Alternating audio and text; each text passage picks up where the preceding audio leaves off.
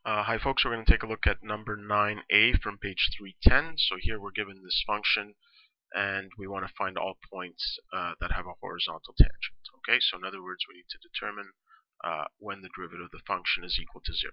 Okay, so let's start by finding the derivative.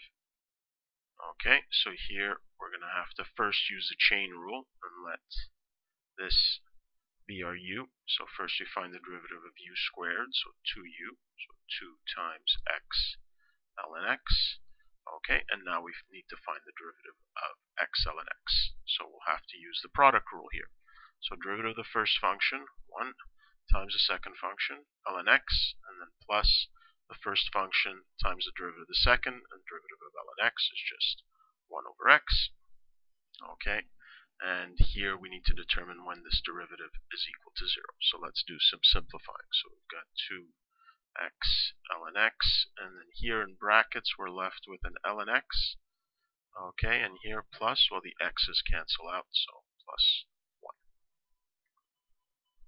Okay, so let's solve this equation here. So we've got x can be equal to 0. Here ln x could be equal to 0, or ln x plus 1 could be equal to 0. Okay, so this first one here, x can be equal to 0. I do want to point out, though, that when we took our derivative, we ended up with an x in the denominator. Okay, so which means that this x value we're actually going to eliminate.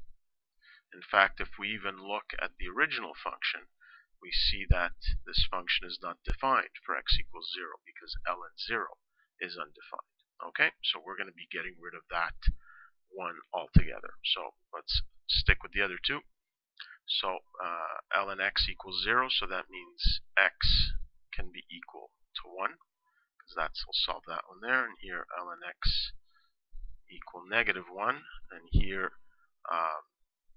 whether you solve this in your head or you remember that ln just is base e, so this can be rewritten as e to the minus 1 equals x. Okay, so again, using that correspondence between logarithmic and exponential functions. Okay, so here we have our two values of x, but since they want the points, we're going to have to find the y values for this one here.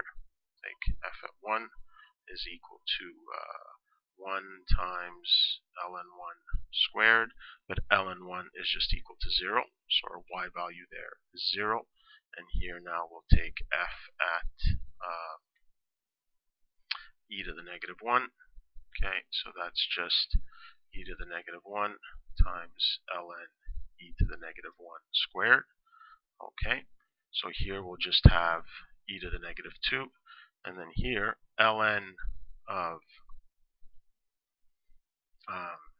e to the negative 1, since these are inverse functions, is just going to be equal to negative 1, so negative 1 squared, which is just equal to 1. So our y value is 1 over e squared. Okay, so our points now are 1, 0, and 1 over e, 1 over e squared. Okay, so again, we just did as we usually do.